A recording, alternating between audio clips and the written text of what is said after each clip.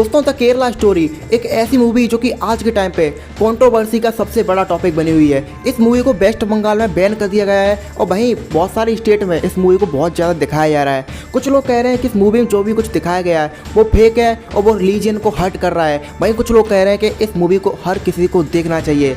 और क्या ये मूवी सच्ची में रियल घटना पे बेस्ड है या फिर ये जस्ट एक मूवी है, जस्ट एक इमेजिनेशन है? और अगर ये मूवी रियलिटी पे बेस्ड है, जिन लोगों के ऊपर ये मूवी दिखाई गई है वो लोग आज कहाँ पे हैं, वो लोग जिंदा हैं या फिर मर चुके हैं? वीडियो में आपके सारी डाउट क्लियर होने वाले। तो हमारी कहानी की शुरुआत होती है साल 1994 में, जब एनडीएफ का फॉर्मेशन होता है, नेशनल डेवलपमेंट फ्रंट।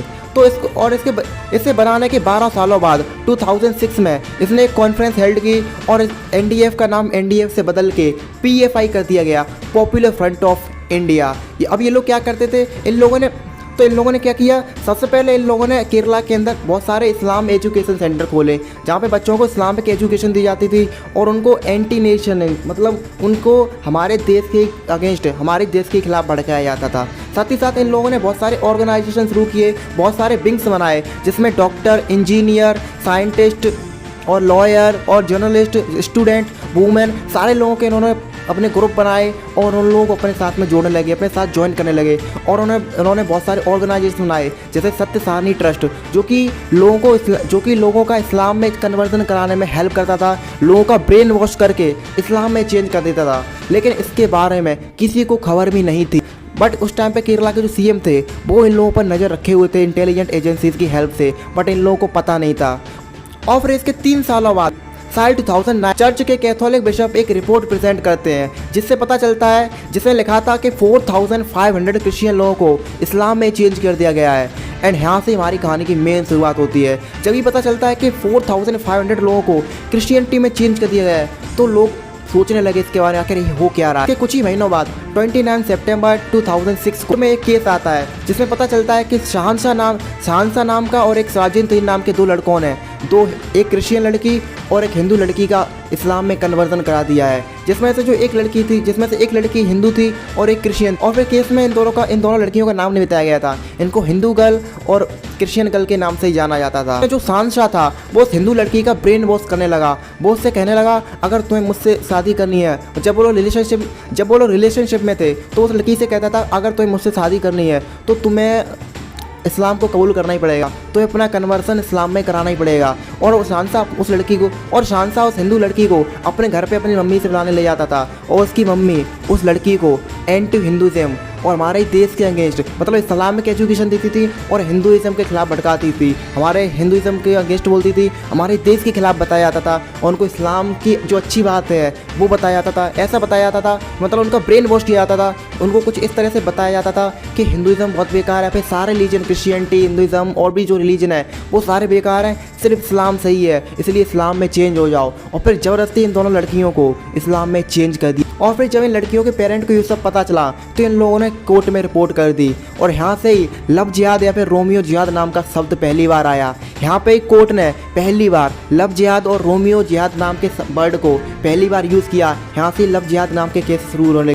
और दोस्तों केरला में ये सब होता जा रहा था लेकिन लोगों को इसके बारे में कुछ भी पता नहीं था। लोगों के सामने ये केस जब आया, जब केरला के न्यूमैन कॉलेज में एक मलयालम प्रोफेसर ने एक ऐसा क्वेश्चन दिया जो कि लोगों का मानना था कि जो प्रोफेट मोहम्मद है उसमें उसकी बेइज्जती की जा रही है, उस क्वेश्चन में उनकी बेइज्जती की जा रही है।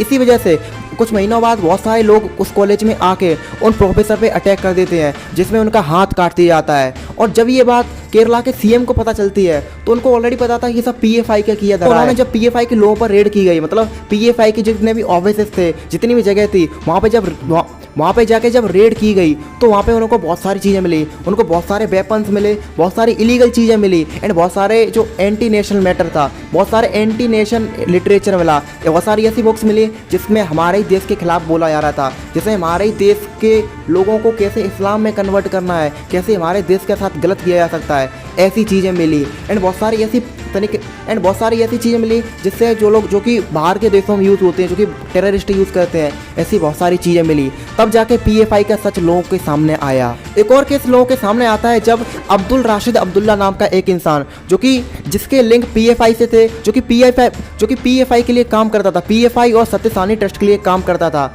वो एक लड़की से शादी करता है जिसका नाम था सोनिया। वो सोनिया नाम की एक क्रिश्चियन लड़की से शादी करता है और सोनिया नाम की लड़की का नाम बदल के आयशा रख दिया जाता है।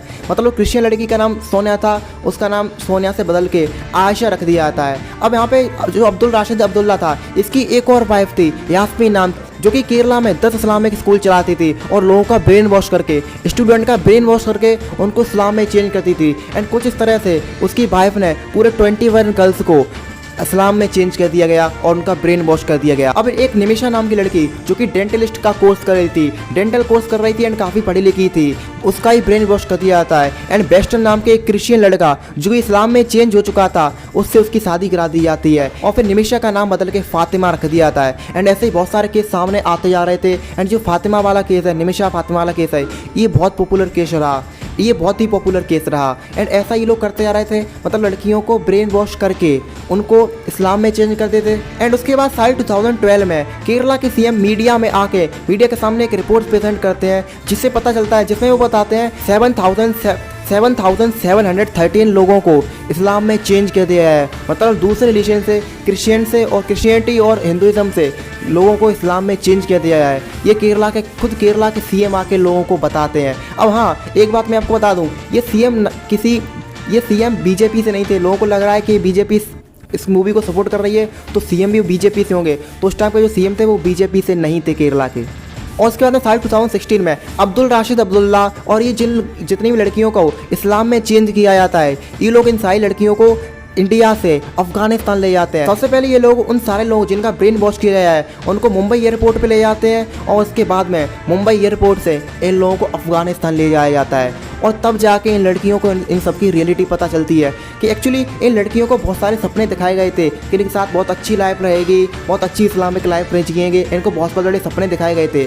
बट इनको बाद में जाके पता चलता है कि इनको IS जॉइन कराने के लिए ले जाया गया है। तो कुछ तरह से इन लड़कियों को धोखा दे के उनके साथ में ब्रेन वॉश करके उनको इंडिया से अफगानिस्तान ले जाया जाता है। अब इन लोगों को तो अफगानिस्तान ले जाया गया, बट PFI की जो डार्क रियलिटी थी, एकदम जो डार्क ट्रुथ था, वो पूरी तरह से लोगों के सामने जब आया, जब एक बहुत ही पॉपुलर केस सामने आया। अब ये केसेस सब पूरी तरह से लोगों के सामने जब आते हैं, जब एक लेडी जाके कोर्ट में कंप्लेंट करती है कि उसकी छोटी सी लड़की, उसकी एक लड़की इस्लाम में चेंज हो रही है और उसको छोड़ के जा रही है। और जब उस लड़की को बुलाया जाता है जो कि इस्लाम में चेंज हो रही है, तो उसके साथ में एक PFI की एजेंट भी आती है। PFI में काम करने वाली एक लड़की और आती है और वो उसको सपोर्ट करती है। वो कहती है कि नहीं, अभी मुझे मुझे यहाँ पे नहीं रहना है, मुझे अपनी मम्मी के साथ में नहीं रहना है, मुझे इस्लाम में चेंज होना है एंड मुझे एक इस्लामिक लाइफ जीनी है। इस तरह से लड़कियों का कुछ इस तरह से लड़कियों का ब्रेन वॉश कर दिया गया था कि वो अपने घर वालों को छोड़ने के लिए भी रेडी हो गए थे। और फिर उस लड़की का मल्लापुरम में एक ऑटो ड्राइवर से शादी कर दी जाती है और उसको भी इस्लाम में चेंज कर दिया जाता है। और जब इन लड़कियों का इंटरव्यू लिया गया तो उन्होंने कुछ ऐसी बात करी।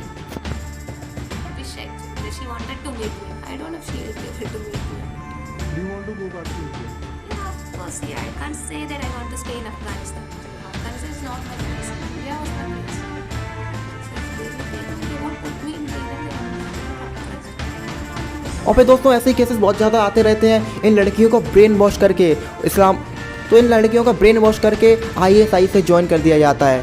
दोस्तों यही है पूरी केरला मूवी की रियल स्टोरी। बाकी अगर आपको इसके बारे में और डीप में जानना है, अगर क्या क्या होता है इन सारे केसेस में एकदम डीप में जानना है, तो आप कमेंट करता ना। इस वीडियो के पार्ट 2 में मैं आपको और भी डिटेल में बताऊंगा। आई होप आपको सब कुछ समझ में आ गया होगा इस मूवी के बारे में और आपकी सारी डाउट क्लियर हो गई होगी। So guys thank you for watching this video till and. अगर आपने अभी तक सब्सक्राइब नहीं किया तो चैनल सब्सक्राइब जरूर करो, क्योंकि आपको इस चैनल पे ऐसी नॉलेज वीडियो मिलेंगी। तो सब्सक्राइब, लाइक, शेयर।